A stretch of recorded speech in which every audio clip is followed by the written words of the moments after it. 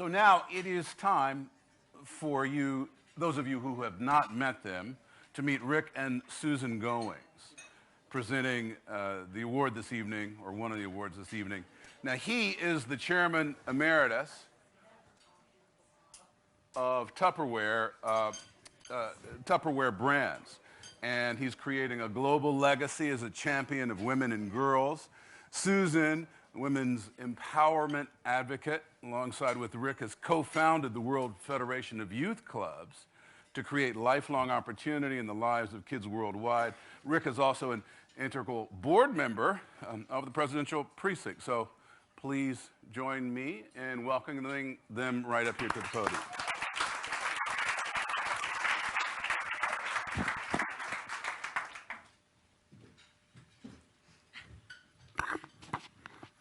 What did I miss? I said, why do I have to be part of an award to a 6-foot-tall, beautiful woman? Okay.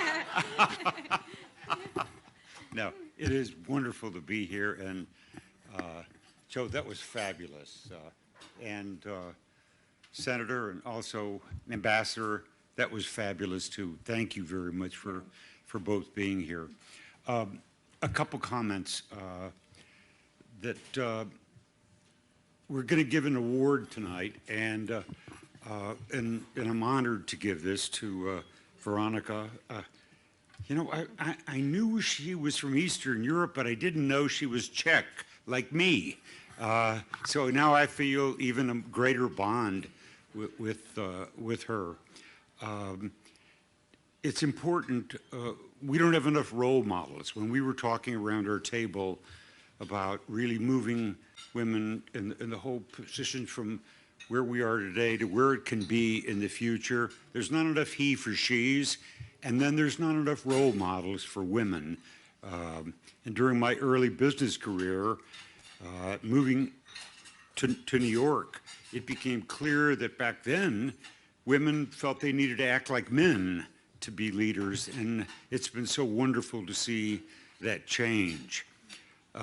Veronica, we're really happy to recognize you tonight. She came here, moved to the U.S. when she was 19 years old for education, Parsons School of Design. Obviously, someone noticed she wasn't bad looking, and went from being not only a model to a supermodel, but that's not why we're recognizing her. We're really recognizing her more for her soul and more for really being that kind of a role model. Some years ago, she climbed Kilimanjaro, and there was kind of an epiphany, as it is told, that what an incredible country Tanzania was, and that she became really committed to Africa, starting with Tanzania, and what she could do there for wildlife, and that led to a decade-long really being an ambassador for Africa, for wildlife. And the list goes on of one thing led to another. Then she became not only a relationship with regard to support for the country, but with the president of Tanzania to really protect the migratory routes of animals, which led to, just recently, the relocation, massive relocation of black rhinos in Eastern Europe to Rwanda. I mean, the list goes on of things, but I really think what's most important, Veronica, is we don't have enough great role models of people who have led with one thing, but then they don't define their life by that one thing, and you have done that. So we are thrilled to award you the Global Changemaker Award at this very prestigious and intimate event. And please join us on stage.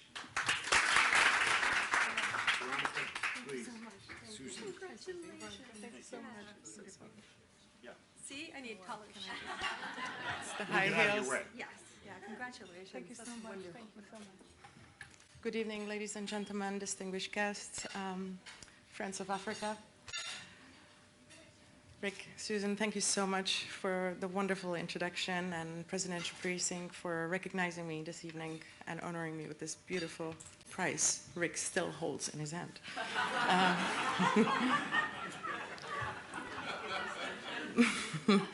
Though I was not born in Africa, I have a strong empathy for the political suppression that your continent has gone through and thankfully emerged from.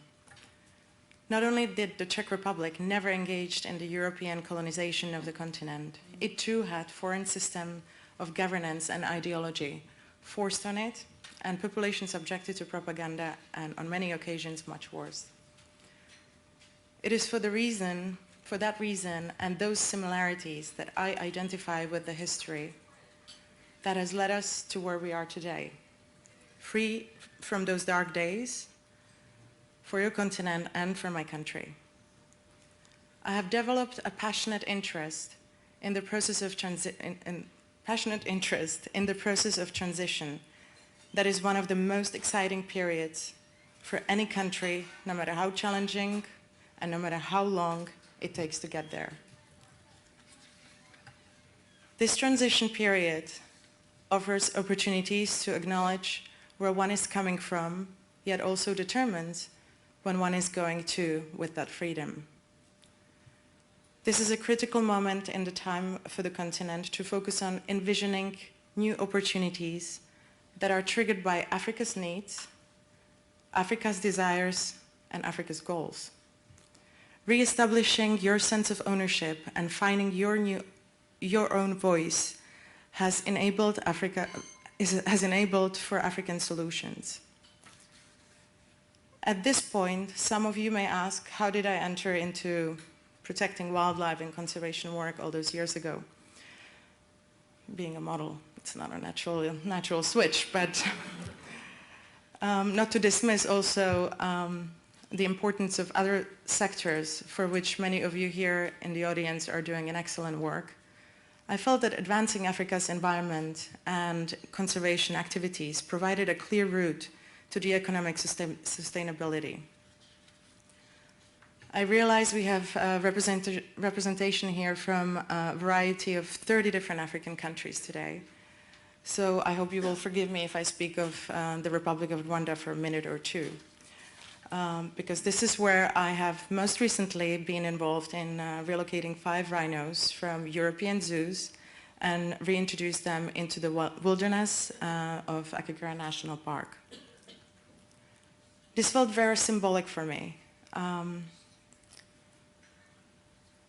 It is the first time where something that was taken from Africa has been returned by the Europeans. And I am so proud to be part of that story. You may know that it is due to the combination of habitat loss and relentless persecution of the species for its horn, based on the high demand from Vietnam and other Asian countries, that eastern black rhino subspecies population have plummeted across Africa, resulting in fewer than 800 left living in the wild today. And this is not only an African problem, but this is one with repercussions for international security too.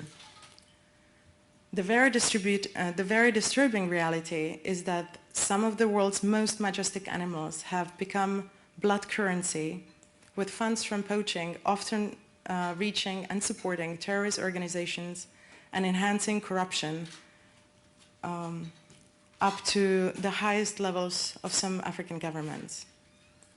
In 2015, Congressman Ed Royce held a congressional hearing, and together we presented HR 2494, Global Anti-Poaching Act.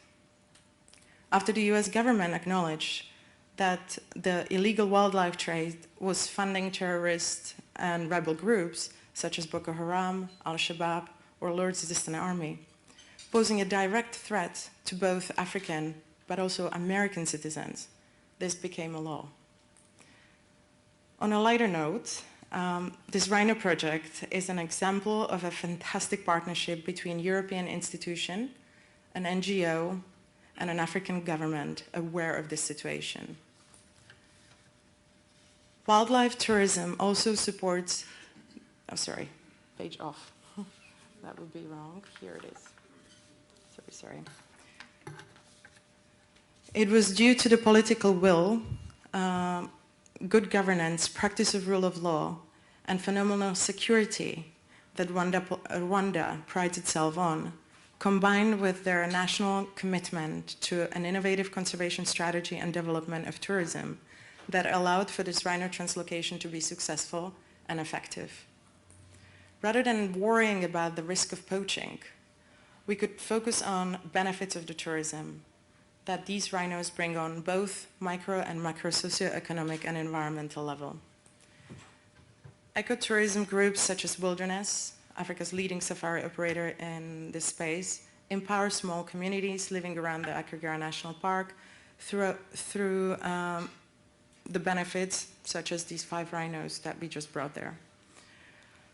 Today we must recognize that conservation is as much about people as it is about the environment, and therefore providing education, healthcare and job creation must be a central point or a central component for anyone working in that sector. Wildlife tourism also supports the country at large, contributing sometimes up to 12% of national GDP of African nations such as Tanzania, Kenya, and in this case, Rwanda. So protecting wildlife lands and wildlife in your respective countries has a global environmental value, with added benefits of developing, for example, innovative water treatments, alternative energy solutions, as well as supporting reforestation programs. The list can go on. The importance of the forward-looking conservation efforts cannot be underestimated at this most critical time, as it is filled with hope for the survival of the world's most endangered animals. Another reason why I spoke of this rhino project is, other than just my huge enthusiasm for it, is that the success of it is an example of solution and not accepting the status quo. And I will close with page 8, and I don't know where she is. There she is. Sorry. Many of you are working on is more important and larger in scale, and it is my absolute privilege to be here with you today. I wish you the most success in your endeavors. The future of the continent is in your hands, and as much as I felt connected to your history, I look forward to being inspired by your future, because I know it's in your hands, and undoubtedly you will have an enormous impact on it. Presidential Precinct, thank you for recognizing me and for honoring me tonight. Thank you.